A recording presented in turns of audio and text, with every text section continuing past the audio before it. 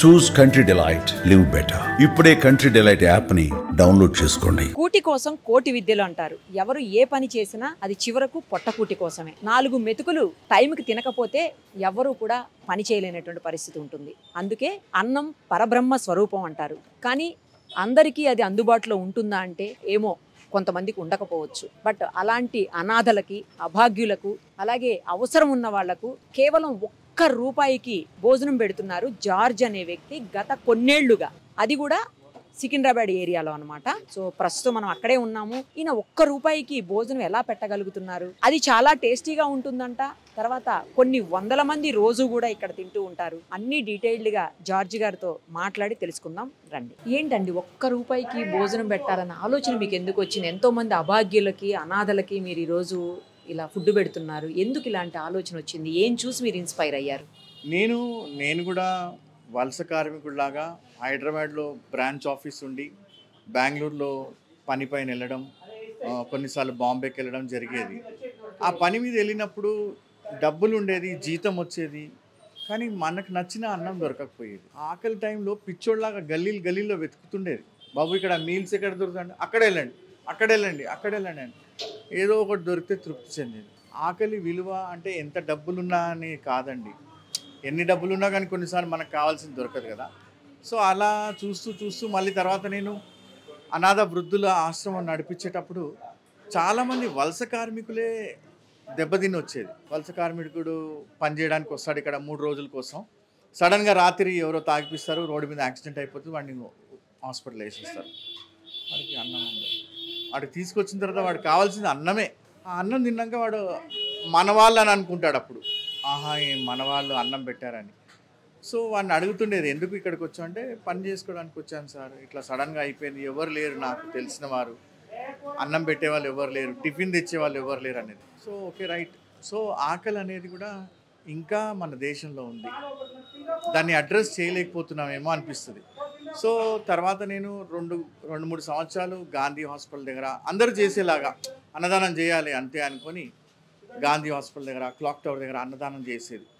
ఆ చేసి వచ్చినప్పుడల్లా నాకు డొనేషన్ వచ్చిన వాళ్ళకి చెప్పేదన్నమాట, అన్నదానం చేశాను మీ పేరు పైన అని. వాళ్ళు సంతోషపడేది. కానీ నేను అంత చేసి ఇంటికి వెళ్ళేటప్పటికి మున్సిపాలిటీ వాళ్ళు నన్ను చూసి ఇట్లా కోపంగా చూసేది. ఏంటి అబ్బా ఇట్లా చూస్తున్నారు ఏంటండి అంటే, మేము డ్యూటీ దిగాల సార్, ఇప్పుడు మళ్ళా నువ్వు కచరా చేసినావు మొత్తం, ఇప్పుడు ఎవడు దోమాలా అని అనేది. అనే వరకు ఎవడు దోమాలా, తీయాలా, ఎవడు తీయాలంటే సరే అమ్మా ఈ ₹10 పెట్టుకో అంటే, వద్దు సార్ అని.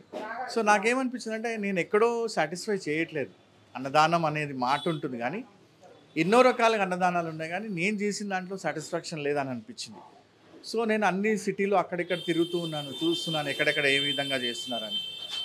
తర్వాత ఒక పాయింట్ వచ్చింది, మనం అన్నదానం చేస్తుంటే చాలామంది అన్నదానం చేస్తున్నామని ముందుకెళ్ళి ఇస్తుంటారు అన్నాను. ఇదే బాబు అన్నదానం చేస్తున్నాను, తిను అంటారు. కానీ నిజంగా ఆకలిగా ఉన్నోడు ఉన్నాడా, వాడికి ఆకలిస్తుందా, వాడి అన్నాన్ని తీసుకుంటాడా, మళ్ళీ నెక్స్ట్ టైం తినాలనుకుంటాడా తెలీదు. సో గాంధీ హాస్పిటల్ దగ్గర అక్కడిక్కడ అన్నదానం చేయడానికి వెళ్ళినప్పుడు మేము ఎంతో శ్రద్ధగా పప్పు అన్నం ఇంట్లో తయారు చేసుకుని, సాంబార్ చేసుకుని వెళ్ళేది.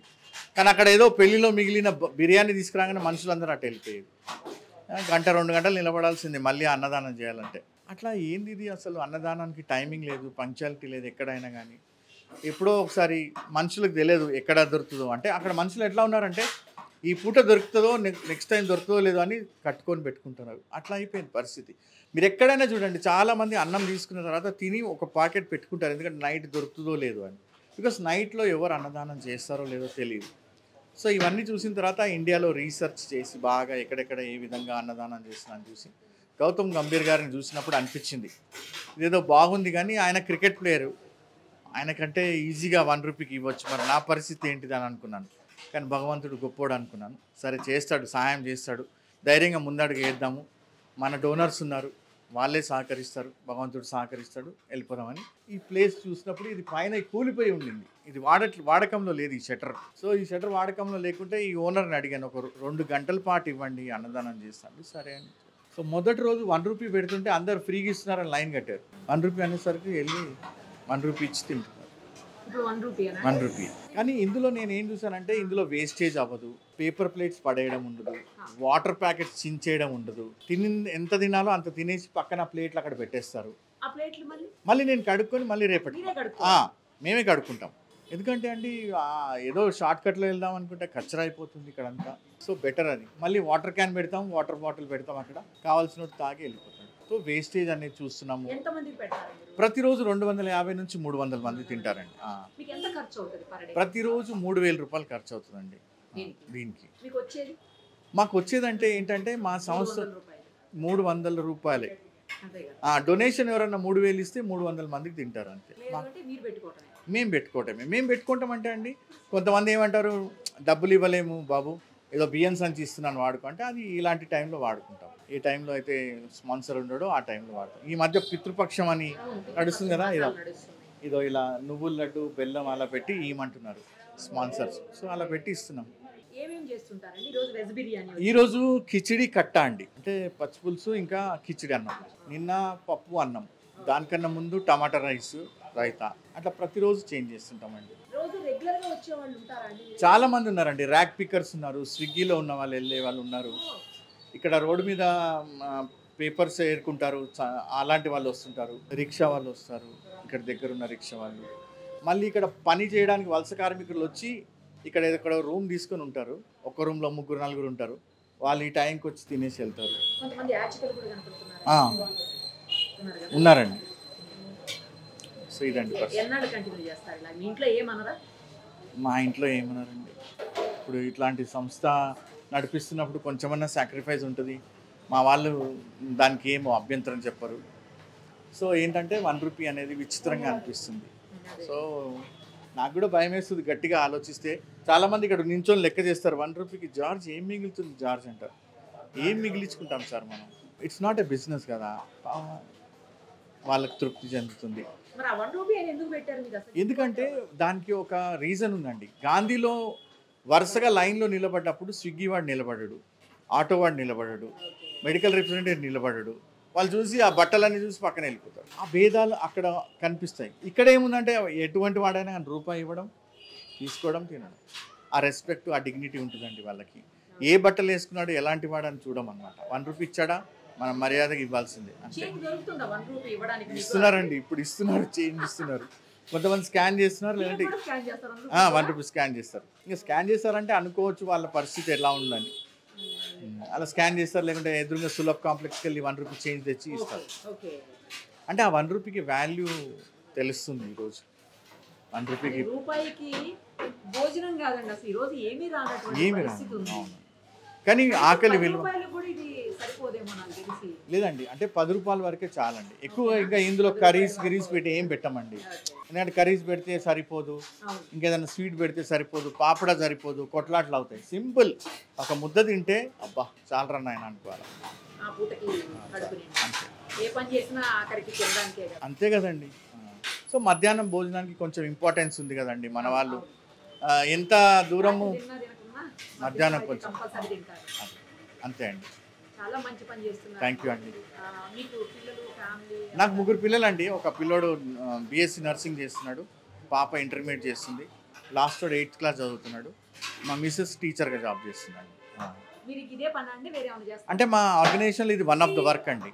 ఇది కాకుండా HIV వాళ్ళకి న్యూట్రిషన్ ఇస్తుంటాము, ఇంకా ట్రాన్స్ వాళ్ళకి కొంచెం సపోర్ట్ చేస్తుంటాము. ఇంకా అట్లా చిన్నగా మా రిమోట్ ఏరియాస్లో పాత బట్టలు, చెప్పులు, పుస్తకాలు అలా ఇస్తుంటామండి. మీరు సంపాదించడానికి అంటే కుటుంబం కోసం సంపాదించేది? కుటుంబం అంటే మా వైఫ్ సంపాదిస్తుంది. ఇప్పుడు ఈ ఆర్గనైజేషన్లో అందరికీ శాలరీస్ ఉంటాయండి. అంటే పార్ట్ టైం లాగా ఏ వర్క్ డొనేషన్ తోటి ఇస్తామండి. ఇప్పుడు పాత బట్టలు ఇచ్చే వాళ్ళు కొంతమంది అడుగుతారు, ఈ బట్టలు ఒరిస్సా పంపించాలంటే సరే జార్జ్ ఈ ఖర్చులు పెట్టుకోండి అని ఇస్తారు. మేము అంతా రాస్తాం, దీనికి పంపించడానికి ఇంత, ఒక మనిషి ఉండడానికి వాడికి ఇంత ఇవ్వాలి వాలంటీర్గా అని. సో చాలండి, వస్తుంది. ఎక్కువ వస్తే కూడా ప్రాబ్లం, ఉన్న దాంట్లో సరిపించుకుంటున్నాం అంతే చాలండి. ఎవరు లేకుంటే మేమే వాలంటీర్గా చేస్తాం. కానీ దేవుడి దేవల్ల అలాంటి పరిస్థితి రాలేదు. ఎవరో అర్ధరాత్రి వచ్చి బియ్యం ఇచ్చి వెళ్తారు. వాళ్ళ ఆకలి ఉన్న వారికి భగవంతుడిని ఏమని కోరుకుంటారో తెలియదు, కానీ మమ్మల్ని వాడుకుంటున్నాడు అనుకుంటాను నేను, అంతే. థ్యాంక్ యూ అండి, థ్యాంక్ యూ. చాలా మందికి ఆదర్శం మీలాంటి వాళ్ళు. అయ్యో అలా ఏం లేదండి, థ్యాంక్ యూ అండి. మంచిగుందా? మంచిగా రోజు తింటారా ఇవాళేనా? ఈ రోజు అయితే ఈ రోజేనా? బాగుందా టేస్ట్? బాగుంది. మరి ₹1 భోజనం ఏదైనా దొరుకుతుందా? దొరకదు. ఏం చేస్తారు మీరు? నేను డ్రైవింగ్ చేస్తాను. ఈరోజు అనుకోకుండా ఇటు వచ్చారా? మాది నర్సాపూర్, సికింద్రాబాద్. ఇప్పుడు ఓకేనా? మంచిగా బాగుంది, బాగుంది, టైంకి ₹1 చాలా బాగుంది. ఎక్కడ ఉంటారండి? ఏం చేస్తారు? నేను లేబర్ పని చేసుకుంటాం మేడం, అడ్డా మీద.